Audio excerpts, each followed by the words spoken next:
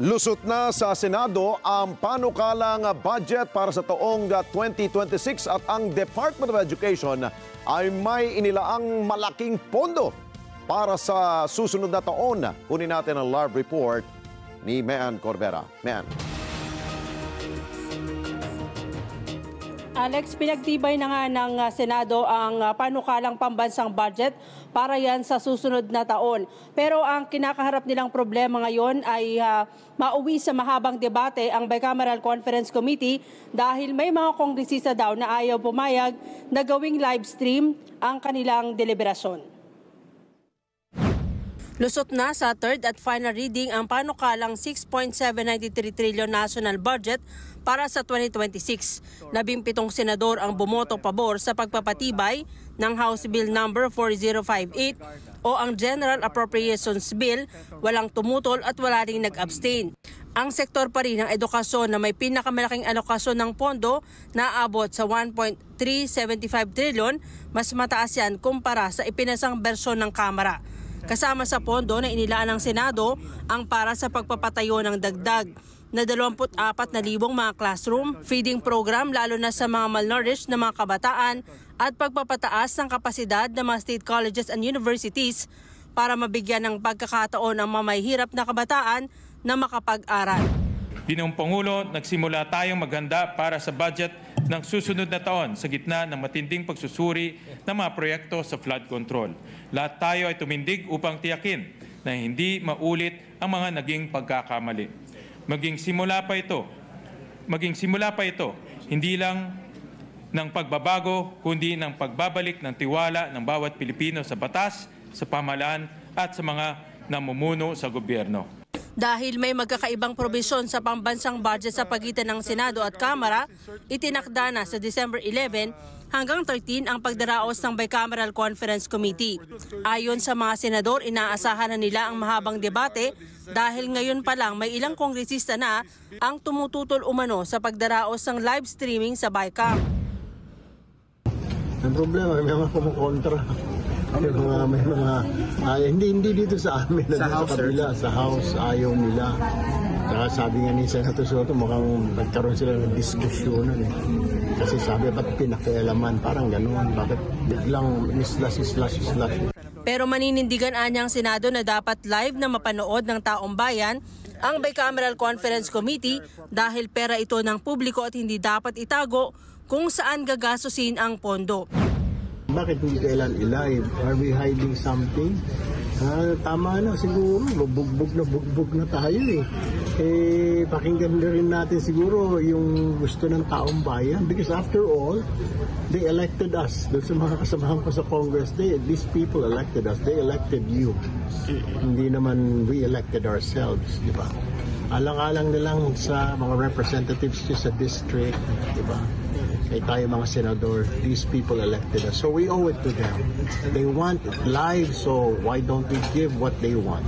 Pagtiyak naman ni Senate President Vicente Soto, hindi sila papayag na hindi live stream ang budget dahil sa Bicam din aniya nangyayari ang insertions para sa interes ng ilang mga politiko. Hindi. Sir, do you have any communication? Walang kinalaman sa yun, sa laman. Gusto namin naka-open. Kitang-kita ng publiko, sino-sino naglagay ng ganito, sino-sino yung nagpasok niyan, anong budget para sa mga tatlong pinakamahalaga, DepEd, DOH, Sir, si President Agriculture. Alex, ngayong gabi ay naghalal ang Senado ng 12 senador na mapapabilang o makakasama sa Bicameral Conference Committee. Yan ay 8 sa kanila ay kabilang sa majority block, habang 4 ay mula sa minority, kabilang na ang nagtatago na si Senator Ronald Bato de la Rosa. Pinalawig naman ngayong gabi ang sesyon na dapat sana ay mag-a-adjourn sa December 19 pero ginawa yang December 22. Yan ay para daw bigyang daan o mas mahabang panahon ang Bicameral Conference Committee na matalakay yung magkakaibang probisyon sa pambansang budget. Alex. Okay, Mean, dahil nga aprobado na dyan sa mataas na kapuluan ng Kongreso itong panukalang budget ng ating bansa, nagtatanong ngayon ang taong bayan tulad kahapon, di ba? Nag-uusap kami ni Ali dito na sana yung pera ng PhilHealth, taasan. Kanina yata, kung daw nagkakamali, si Senador Pia Cayetano, pinaliwanag niya ang kanyang boto, pero may para siyang konting alinlangan lamang. Meron siyang gustong sabihin para doon sa BICAM, kung sino man na-attend dyan, na sana yung PhilHealth money, taas-taasan nyo naman. Tama, Alex, dahil sabi ni Senator Pia Cayetano, marami sa mga kababayan natin yung talagang walang access dito sa libreng pagpapagamot, lalo na dun sa mga tinatawag na DOH hospital. Ang sabi niya, yan ay itutulak din nila sa Bicameral Conference Committee. Pero nabanggit ba niya kung ano ang kanyang naiisip na halaga? Tama ba yung hinihingi ng ilang mga health advocates na 300 billion sana ang ibigay ng dalawang kapulungan ng Kongreso at mapirmahan ito ng Pangulo? Wala pa, Alex, yan daw ay pag-uusapan pa ng dalawang kapulungan, lalo't magkaiba yung bersyon ng Senado sa Kamara. Isa rin sa ikinukonsidera nila, Alex, yung ibabalik na 60 billion mula dun sa National Treasury patungo dun sa pondo ng PhilHealth. Yan daw kung pagsasamahin daw yan at kukulangin ay posibleng ipabaguhin nila yung ibang detalye dito sa budget ng PhilHealth. Ayun, lubos-lubusin ko na dahil ikaw ay mata natin dyan sa Senado. Pagkakaalam ko, nagkaroon ng LEDAC meeting ang ilang liderato ng Senado at ang Kamara. May 4 priorities. Nasaan na ba mga senador ngayon? Nandiyan ba sa likuran mo? Alex, kaka-adjourn lang ng sesyon, no? Pero yung sa 4 priorities, ang sabi kanina ni Senate President Vicente Soto, particular na dun sa anti-dynasty bill, pag-uusapan muna kung ano yung detalye, ano ba talaga, hanggang saan, hanggang 4th degree ba ng consanguinity yung aaprubahan. Kapag daw naidetalye na kasi madali nang maipapasa yung mga panukalang batas na yan.